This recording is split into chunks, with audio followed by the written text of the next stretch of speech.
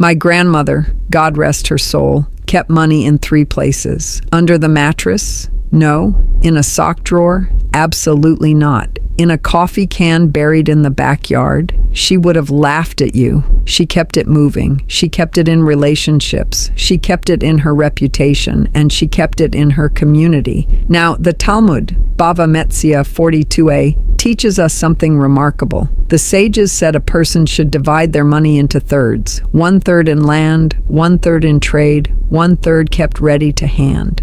Ready to hand. Not hidden, not hoarded. Ready. So why are so many of us sitting on dead money? Money that cannot breathe, money that cannot grow, money buried in habits, in fear, in a mindset that was never designed to serve us. Here is the uncomfortable truth I have come to share with you today. The greatest poverty trap in your life is not on Wall Street. It is not in Washington. It is not even in your bank account. It is inside your home, inside your thinking, inside a system of beliefs you inherited and never once questioned. Jewish grandmothers knew something we have forgotten, and today we are going to remember it. The mattress mindset is not just a habit, it is a philosophy, a deeply rooted, emotionally justified, culturally inherited philosophy that has quietly stolen more wealth from more families than any stock market crash, any recession, or any act of government ever could. And the tragic part is that the people living inside this mindset do not feel robbed. They feel safe, they feel responsible, they feel wise. That feeling of safety is the trap itself. To understand where this mindset comes from, you have to go back. Not just 1 generation, but 2, 3, sometimes 4 generations back. You have to stand in the shoes of a grandmother who lived through genuine scarcity, who watched banks collapse, who saw neighbors lose everything overnight because they trusted an institution instead of their own hands. For her, keeping money close, keeping it physical, keeping it hidden was not ignorance. It was survival intelligence. It was the rational response to an irrational world. She was not wrong for her time. The problem is that her time has become your time, even though the world around you has completely changed. This is how generational poverty thinking works. It does not announce itself. It does not walk through your front door wearing a sign. It arrives quietly, dressed as wisdom, wrapped in love, delivered by the people you trust most. Your mother tells you not to trust banks. Your uncle tells you to keep cash where you can see it. Your grandmother shows you by example that money is something you guard, not something you grow. And because these lessons come from people who genuinely love you, you absorb them without question. You internalize them before you are old enough to interrogate them. By the time you are an adult making your own financial decisions, the mattress mindset is not a choice you are making. It is a lens you are seeing through. Now here is where it becomes dangerous in the modern world. Dead money, money that sits still, money that hides, money that does not circulate, does not simply stay the same. It shrinks. Inflation alone guarantees that the cash you keep in a drawer today is worth less next year than it is right now. But beyond inflation, there is an opportunity cost that most people never calculate because they never learned to see it. Every dollar sitting still is a dollar not compounding. Every dollar hidden is a dollar not networking, not producing, not creating relationships with other dollars. The Talmud understood this long before modern economics gave it a name. The ancient teaching to keep money ready to hand was never about accessibility alone. It was about readiness for opportunity. Money that cannot move cannot meet opportunity, and opportunity does not wait. But let us go deeper than mechanics, because this is not simply a conversation about investment strategy. This is a conversation about identity. Many people who carry the mattress mindset also carry a deep, unspoken belief that wealth is not truly available to them. That prosperity is for other kinds of people, other families, other communities. The hiding of money is not just a financial behavior. It is a psychological statement. It says, I do not trust the systems of wealth because those systems were never built with me in mind. And in many cases, historically, that feeling had legitimate roots. Communities that were excluded from banking, from lending, from investing, developed their own parallel systems of survival. Those systems made sense under oppression. But survival systems and prosperity systems are built on entirely different architectures, and you cannot build a wealthy future on a blueprint designed for mere endurance. This is the conversation that most financial advisors will never have with you, because most financial advisors are trained to talk about products, not about psychology. They will tell you where to put your money. They will not tell you why you are afraid to let it leave your hands. They will not sit with you and trace the invisible thread that runs from your great-grandmother's kitchen table, where she counted coins by candlelight, all the way to your own dining room table, where you still feel that inexplicable anxiety every time someone suggests you invest, diversify, or release control of your money into something you cannot physically touch. That anxiety is real. That anxiety deserves to be honored because it came from real pain. But it also deserves to be examined because it is costing you a future that is entirely within your reach. Your home should be the place where wealth begins. It should be the headquarters of your financial life, the environment that shapes how you think about money, how you talk about money, and ultimately how you handle money. But for millions of families, the home is not a launch pad for prosperity. It is a container for financial leaks so slow, so normalized, so deeply woven into daily life that most people never see them at all. They feel the effect without ever identifying the cause. They wonder why they cannot get ahead, why the month always seems longer than the money, why despite working harder than their parents ever did, they seem to be standing in the exact same financial place. The first leak is the most invisible and therefore the most devastating. It is the language of money that lives inside your walls. Not the money itself, but the conversation around it, or more precisely, the absence of conversation. In homes where money is treated as a shameful subject, a source of tension, something adults whisper about after children go to bed, an entire generation grows up financially illiterate, not because they lacked intelligence, but because they were never given the vocabulary. They were never taught to read a bank statement, negotiate a salary, understand interest, or ask the right questions. Silence around money does not protect children. It disarms them. It sends them into the world without a financial language, and a person without financial language cannot participate in financial systems on their own terms. They will always be at the mercy of someone else's terminology, someone else's rules, someone else's agenda. The second leak is lifestyle inflation disguised as progress. This is the leak that is hardest to argue against because it feels like reward. You get a raise, so you get a better car. You land a promotion, so you move into a bigger apartment. Your income grows and your expenses grow at precisely the same rate, sometimes faster. The net result is that despite earning more than you ever have, you are saving less proportionally than you did when you earned almost nothing. The home becomes a showroom for progress rather than a factory for wealth. Every room filled with evidence of how far you have come, and yet the balance sheet tells a completely different story. Jewish financial tradition has always drawn a sharp distinction between the appearance of wealth and the creation of it, and that distinction is one that most modern households have lost entirely. The third leak runs deeper than behavior. It runs through belief. It is the quiet conviction, rarely spoken aloud, that your family is simply not the kind that accumulates wealth. That money comes in and money goes out, and that is simply the nature of your particular life. This belief does not usually arrive as a statement. It arrives as a pattern. You watch your parents struggle,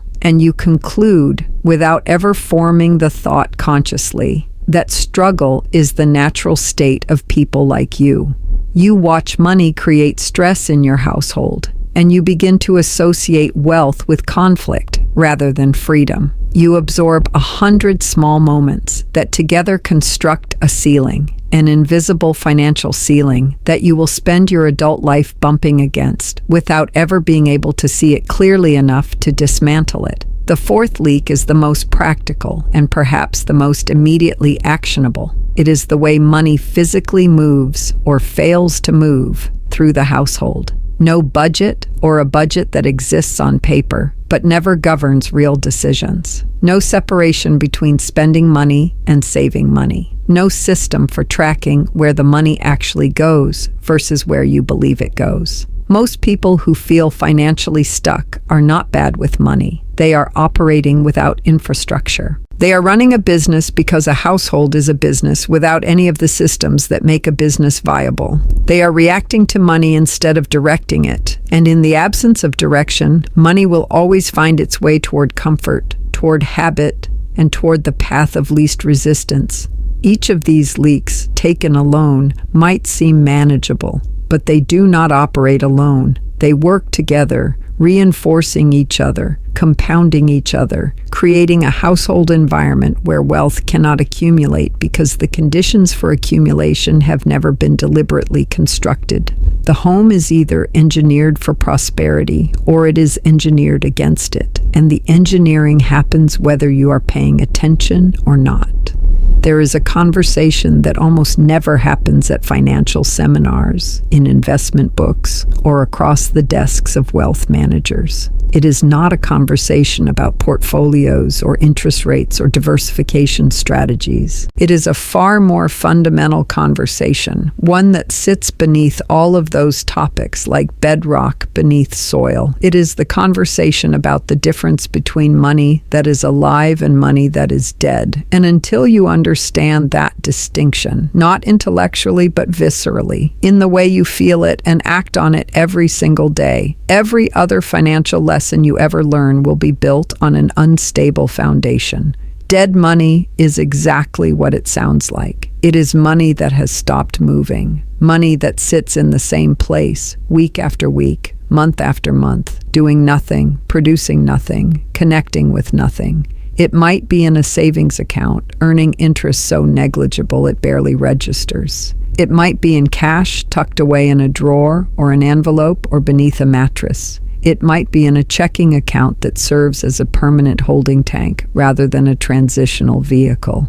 The location matters less than the condition. Dead money is defined not by where it lives, but by what it is not doing. It is not working. It is not growing. It is not circulating through systems that multiply it. It is simply existing. And in a world governed by inflation, compounding, and opportunity cost, simply existing is the same as slowly disappearing. Living money, by contrast, is money in motion. It is money that has been given a purpose, a direction, and a destination beyond the next bill payment. Living money is invested in assets that appreciate. It is deployed in relationships and networks that open doors. It is used to acquire skills and knowledge that increase earning capacity. It is structured in systems that allow it to produce more of itself without requiring your constant physical labor. Living money understands a principle that dead money never grasps, which is that the primary job of money is not to be spent and not merely to be saved, but to be transformed into something that generates more money.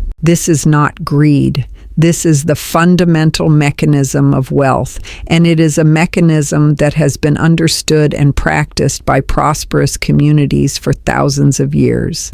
Now, here is where your grandmother enters the conversation, and this is where it gets complicated. Because your grandmother, whoever she was and wherever she came from, likely had a relationship with money that contained both profound wisdom and significant limitation, often at the same time. The wisdom was this. She understood that money required stewardship. She understood that you did not spend what you did not have. She understood the value of self-denial today for the sake of security tomorrow. She understood that consumption was not the same as prosperity. And in a culture that increasingly confused the two, that understanding was genuinely radical. In a world that told her to buy more, spend more, display more, she kept her hands closed. That discipline deserves real respect. But here is what she got wrong, or more precisely, here is what the world she lived in never gave her the opportunity to get right. She kept her hands closed, even when they should have been open. She confused hoarding with saving and saving with wealth. She treated money as something to be defended rather than deployed. She built walls around her resources instead of bridges with them. And because she never learned or never had access to the systems and structures through which living money operates, her discipline produced security without growth, survival without expansion, protection without prosperity. She preserved what she had, but she never multiplied it, and multiplication is the entire point. The tragedy is not that she made these choices. The tragedy is that her choices became your inheritance. Not through a will or a deed or a bank account, but through the deep cellular transmission of values, habits, and frameworks that happens inside families across generations without anyone ever sitting down to deliberately teach it. You watched her. You absorbed her. You became, in more ways than you realize, her financial philosophy, walking around in a different decade, a different economy, a different world that requires an entirely different response. The question that matters now is not what she did or why she did it. The question is whether you are going to keep doing it in a world where the cost of dead money has never been higher and the access to living money systems has never been greater, and whether you are willing to honor her sacrifice by finally building what her sacrifice was always meant to make possible. Poverty is not always what it looks like from the outside. From the outside, poverty looks like empty refrigerators and unpaid bills and worn-out shoes. And yes, sometimes it is exactly that. But there is another kind of poverty that is far more widespread, far more insidious, and far more difficult to escape precisely because it does not look like poverty at all. It looks like a normal household. It looks like a family that works hard, pays its bills on time, takes a vacation once a year, and considers itself solidly, respectably working class, or even middle class. It feels like stability. It presents itself as enough. And yet underneath that presentation, underneath that feeling of just enough, there is a system of beliefs quietly operating that ensures the family never moves beyond enough, never crosses into abundance, never builds the kind of intergenerational wealth that transforms not just one life, but an entire lineage. This is the inherited poverty trap. And what makes it a trap rather than simply a circumstance is that it is self-reinforcing. It does not require external force to maintain itself. It maintains itself from the inside through the beliefs, habits, language, and frameworks that get passed from parent to child, from grandparent to grandchild, with the same reliability and the same love as any other family tradition. The recipes get passed down. The holiday customs get passed down. The stories get passed down. And so do the financial limitations, dressed in the same clothing as wisdom, delivered with the same warmth as guidance, received with the same trust as gospel. The inherited poverty trap begins with a story. Every family has a money story, a narrative about what money is, where it comes from, who deserves it, how it behaves, and what your particular family's relationship to it has always been. In some families, the story is that money is dangerous, that it corrupts, that the people who have a lot of it are somehow morally compromised. In other families, the story is that money is scarce by nature, that there is only so much of it in the world, and that people like us have always gotten the smaller share. In still other families, the story is that wanting more than you have is shameful, that contentment is a virtue, and ambition is a vice, that you should be grateful for what you have and quiet about what you do not.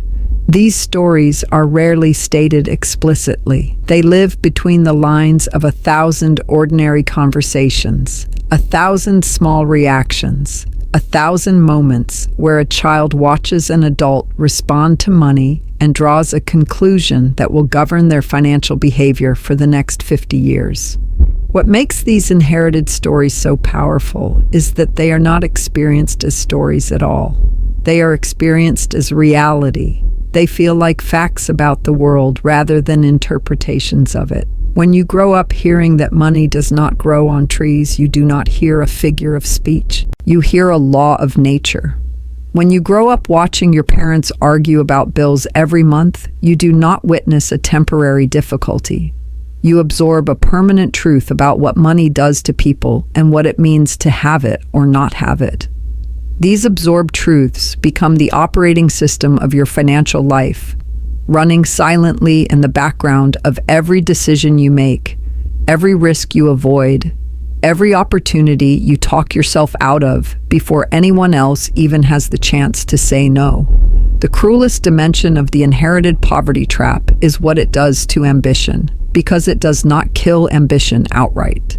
That would be too obvious, too easy to identify and resist. Instead, it allows ambition to exist, but quietly redirects it, contains it, gives it a ceiling that feels like the sky. You are allowed to want more than your parents had. You are even allowed to achieve more. But there is a point, different for every family and every individual, where the inherited belief system begins to create friction, begins to generate anxiety, begins to whisper that you are moving too far from where you came from, that you are becoming someone your people do not recognize, that success at this level is not safe, not sustainable, not really meant for someone with your last name and your particular history. That whisper is not your voice. That whisper is the accumulated voice of every